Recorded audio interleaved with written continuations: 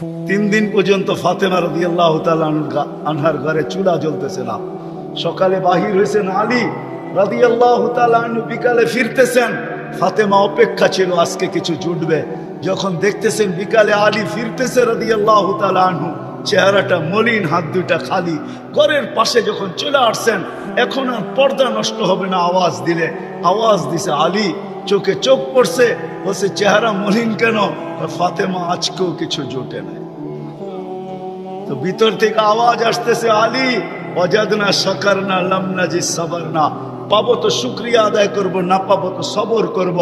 আলী তুমি কি ভুলা গেলে? শুকুর আর সবর যে করে তার সাথে আল্লাহ, যাদের সাথে আল্লাহ থাকে তাদের চেহারা মলিন হওয়া শোভা পায় না। আলী তোমার চেহারা মলিন কেন? হাসবে তো দরজা খুলবো, নাইলে খুলবো না। হাসি দিছেন, দরজা খুলা দিছেন।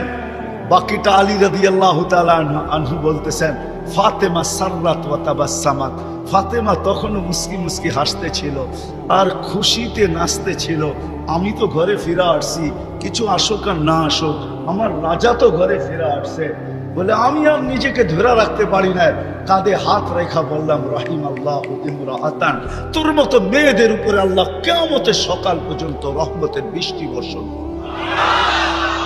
তারপরে চিৎকার দিয়া বলছে, দুনিয়া খায়রুন নিসা ফাতেমা, ফাতেমার চেয়ে উত্তম কোনো মেয়ে নাই। এটার নাম হলো কেক কাটা ছাড়া হ্যাপি।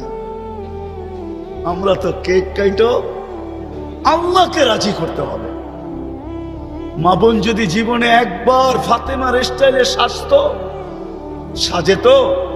আমার সমাজের মা বোনরা সাজে, বাসর রাতে সবাই সাজে, কেউ পার্লারে সাজে, কেউ গ্রামের মহিলা সাজায়, কেউ কাউকে বান্ধবীরা সাজায়, কাউকে ঘরের মানুষ সাজায়, কেউ নিজে নিজেই সাজে। হয় বাসর রাত্রে সাজটা যদি ফাতেমার মতো হইতো, আমার জাতির সব পার্লারে যদি এই নিয়ম হইতো যে বাসর ঘরের সাজ ফাতেমার সাজে সাজ হবে, কিয়ামতের দিন যেদিন ফাতেমার হাতে ঝান্ডা হবে, তো আমার মা বোনদেরও ছুটা যায় ওইখানে দাঁড়ানোর সুযোগ হইতো। ফাতেমা যদি বলতো তুই কোত্থেকে আসলি ছুটা, তখন বলার সুযোগ হইতো, কিছু তো করতে পারি না জীবনে, কিন্তু বাসর রাতের শ্বাসটা তোমার মতো ছিল, আপনার মতোই সাজছিলাম, এই জন্য আজ ছুটা চলে আসছি, জানটা তো আপনার হাতে, ওই সাজের উছিলায় আমাকেও নিয়ে চলেন না। আমার জাতিকে কেমনে বুঝাবো? রসুলের আদর্শ শিখি, কিন্তু যদি গাজীপুরের সচেতন নাগরিক বলে যে 1400 বছর আগে চলে গেছে, হিজরি কত চলতেছে? 10 হিজরিতে আল্লাহ রসুল চলে গেছেন, এটা মনে হয় 46 চলতেছে হিজরি, 1446, ঠিক না? তাইলে 10 বাদ দিলে 1436 বছর আল্লাহ রসুল দুনিয়ার থেকে চলে গেছে। ওনাকে পাবো তো পাবো কোথায়? তো কোরআন হাদিস এটাই বুঝায় যে ওনার উত্তরসূরিরা কিয়ামতের সকাল পর্যন্ত, হক্কানি আলেম ওলামা কিয়ামতের সকাল যতদিন আল্লাহ চাবে অতদিন থাকবে। আজও আছে না নাই? হ্যাঁ, উলিল আমরি মিনকুম, হক্কানি আলেম ওলামা আল্লাহওয়ালারা থাকবে। আল্লাহ রসুলের সব সুরক্ষিত আছে। আমি তো বলি মাঝে মাঝে, হায় হায়, জানোয়ার যতটুক চিনলো আমরাও চিনলাম না। বিদায় হজের দিন আল্লাহ রসুল উম্মতের নামে যখন কোরবানি করতেছিলেন, তো নিজে 40টা কি 60টা উট নিজের হাতে কোরবানি করছেন, বাকিগুলো আলী রাদিয়াল্লাহু তাআলা আনহু করছেন। আল্লাহ রসুল যখন কোরবানি করতেছিলেন, তো উটদের ভিতরে ঝগড়া চলতেছিল, কে আগে ছুরির নিচে আসবে। উট চিনছে যে আমি এই হাতে যদি জবা হইতে পারি তো আমি ধন্য হয়ে যাব, কিন্তু উম্মত চিনে নাই। কথা শেষ। আসেন, যদি এই জীবনটা সুখে থাকতে চাই, তাহলে আল্লাহ পাওয়া ছাড়া সম্ভব না। আর আল্লাহ মুহাম্মদুর রাসূলুল্লাহ ছাড়া পাওয়া সম্ভব না। মুহাম্মদুর রাসূলুল্লাহ সাল্লাল্লাহু আলাইহি ওয়াসাল্লামকে রাজি করতে হবে, তাইলে আল্লাহকে রাজি করা সহজ। মুহাম্মদুর রাসূলুল্লাহ ছাড়া আল্লাহ রাজি হবে না, এটাই সত্য। আল্লাহকে এখন কতটুকু রাজি, কতটুকু করলে রাজি হবেন? তো প্রথম বলছিলেন, লাউ তারাকতুম উশরা মা উনজিলা বি লাহালাকতুম, 100 ভাগের 10 ভাগ ছেড়া দিলেও তোমাদের নিস্তার নাই, তোমরা সুখী হবে না। কিন্তু তারপরে আবার বলছে লাউ উমিলা উসরামা উনসিলাবি, 100 ভাগের 10 ভাগও যদি আমল করতে পারি তাইলেও বলছে 100 নাম্বার দিয়া পাশ করানো হবে। 10কে 10 দিয়া গুণ দিলে 100 হয়। কিন্তু আল্লাহর রসুল দয়ার সাগর ছিলেন। হায় হায় হায় হায়, উম্মত নবী ছিলেন।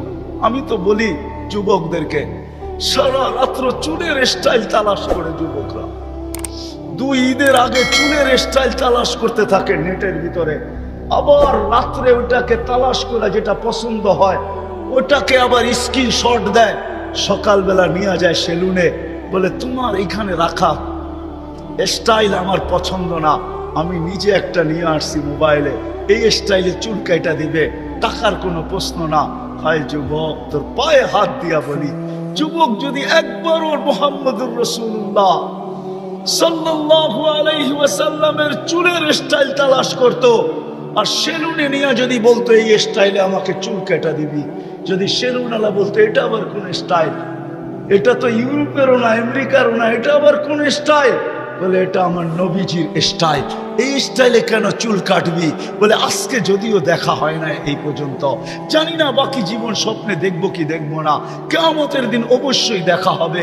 যেদিন দেখা হবে ওই দিন যেন হাত পাতার সুযোগ হয়, ওই দিন যেন বলতে পারি হারিসুম বিল মুমিনিনা রাউফুর রহিম, আপনি তো রউফ ছিলেন, আপনি তো রহিম ছিলেন, আপনি তো হারিসুম বিল মুমিনিন ছিলেন, আমি জীবনভর কিচ্ছু করতে পারি না, শুধু আপনার স্টাইলে একবার চুল কাটছি, আমাকে কি দিবেন দেন না?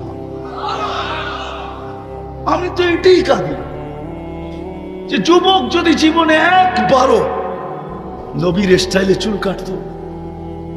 এই জন্যই কথা শুরু এখান থেকে ছিল যে আল্লাহর দাবি আছে আমাদের পিছনে, অনার্থক দাবি নাই, শুধু সাজান নাই, 24 ঘন্টা সুরক্ষিত করেন, সুরক্ষিত লালিত পালিত করেন, লালন পালন করেন 24 ঘন্টায়।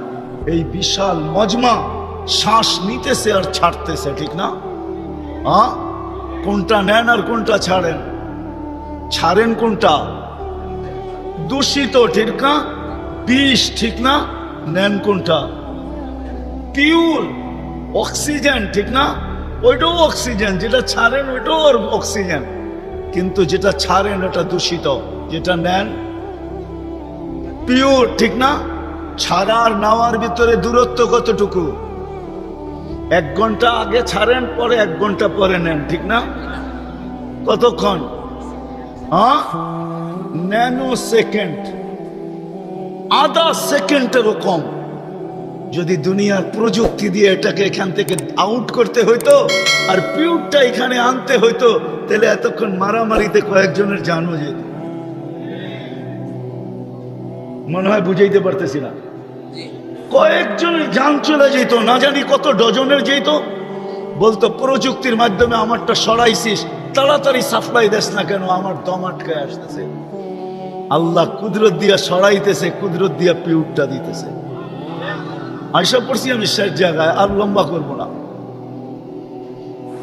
শেষ জায়গায় চলে আসছি। আল্লাহর দাবি আমাদের কাছে বেশি কিছু না, অল্প দাবি, আল্লাহকে রাজি করো, আল্লাহকে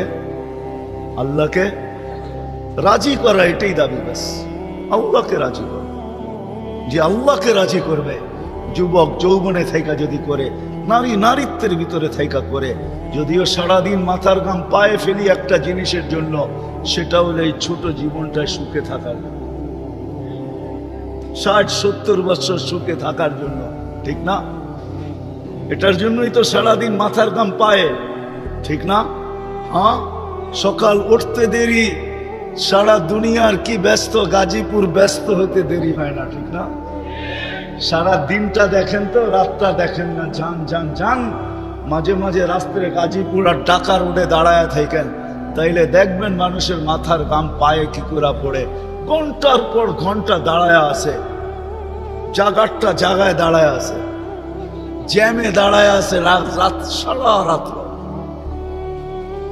শুধু এই দুনিয়ার জীবনটাকে সুখের বানানোর জন্য, ঠিক না? সত্য তো? আখেরাত বাদেই দিলাম আজকা। এই দুনিয়ার জীবনটা সুখের হওয়ার জন্য, সুখী হওয়ার জন্য, এই দুনিয়ার জীবনটা সুখী হোক 60-70 বৎসর, এটার জন্য মাথার ঘাম পায়ে ফেলতেছে। কেউ দেশ থেকে দেশান্তর হইতেছে, কেউ রাত দিনকে এক করে দিতেছে। হায় হায় হায়, আফসোস তো এইখানেই, যেই মানুষটা জানে আমাকে আল্লাহ অস্তিত্ব দিছেন, আল্লাহ সাজাইতেছেন, সাজাইছেন, আল্লাহ সুরক্ষিত করতেছেন, সুরক্ষিত 24 ঘন্টা সুরক্ষিত করেন আল্লাহ। মানেন? এক শ্বাস নেওয়ার ক্ষমতা নাই আপনার। আনতুমুল ফুকারা, আল্লাহ বলে তুই মুখাপেক্ষী, এক শ্বাস নেওয়ার ক্ষমতা তোর নাই। আপনি ভাবছেন কন্ট্রোল রুম নাই? আমার হাতে শ্বাস নেওয়ার ছাড়া, যদি আপনার হাতে শ্বাস নেওয়ার ছাড়া হইতো, তাহলে 2020-এ কেন বলতো আর মিডিয়ায় কেন আসতো যে আমার সমস্ত সম্পত্তি লেখা নাও, আমাকে একটু স্বাভাবিক শ্বাস নিতে দাও? নাই মিডিয়ায়, নাম বলবো না, মিডিয়ায় নাই। মিডিয়া উঠে দেখেন ভেন্টিলেটর কেন তৈরি হইতো। হায় হায় হায়, এক শ্বাসে শ্বাসে আমরা মুহতাজ। এইখানে কন্ট্রোল রুম আছে, এখানে কন্ট্রোল রুম, কন্ট্রোল রুমে শ্বাস ছাড়তে দেরি, মেসেজ উপরে যাইতে দেরি হয় না, ফেরেশতা জিজ্ঞাসা করতে দেরি করে না। আমসিকাও আতরুক, আল্লাহ বন্ধ করে দিব না ওপেন রাখবো? আল্লাহ বলে উতরুক ওয়ালি আবদি আজাল, খোলা রাখ, বান্দার জন্য সীমারেখা দেওয়া আছে। ইদা যা আজালু, সীমারেখা আসতে দেরি, তোকে মেসেজ দিতে দেরি করব না, তখন টানবে আর ছাড়তে দিবি না, ছাড়বে আর টানতে দিবি না। সত্য এটাই। আল্লাহ বলতেছে আমার বন্ধুকে রাজি করলি আমি রাজি, আমার বন্ধুকে রাজি করলি।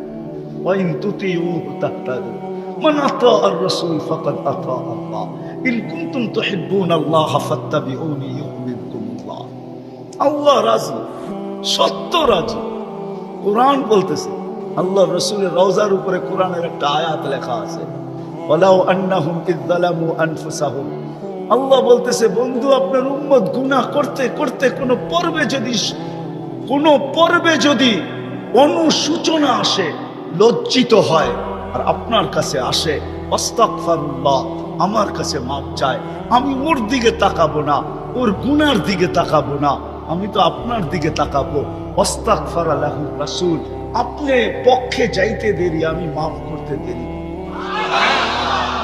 আসেন রসুলকে রাজি করি। রসুল রাজি তো আল্লাহ রাজি। যদি চাই এই ছোট জীবনটা কেক কাটা ছাড়া সুখের বানাইতে, আর যদি চাই যে না বস্তু দিয়ে আমি সুখের বানাবো, আজ পর্যন্ত কেউ বানাইতে পারে না, পারবেন না। যদি সুখই অর্থ মানুষকে দিত, তাহলে বিত্তশালীদের জীবনের পর্বে আসা বিচ্ছেদ কোনোদিন হতো না। গরিবরা তো কয় তোর কাছেও কিছু নাই, আমার কাছেও কিছু নাই, চল জীবনটা এক মশারির নিচে কাটায় দেই। আর যাদের কাছে বান্ডেল বান্ডেল আছে, ওরা বেশি দিন এক মশারির নিচে থাকে না। আঙ্গুল দিয়া দেখাইতে চাই না, বেশি দিন এক মশারির নিচে। টাকা মানুষের জীবনে সুখ আনে না, সুখ তো আনে আল্লাহকে যে রাজি করছে। দুইটা দেখাইলাম, আর কত দেখাবো, সময় হতো কম। হাদিস থেকে দেখাইলাম, সত্য এটাই। হুজুররা তো হাসবে গাজীপুরের শুনলে, করোনার সময় সবচেয়ে খুশিতে আসিল হুজুর গবুরা। বিশ্বাস হয় না?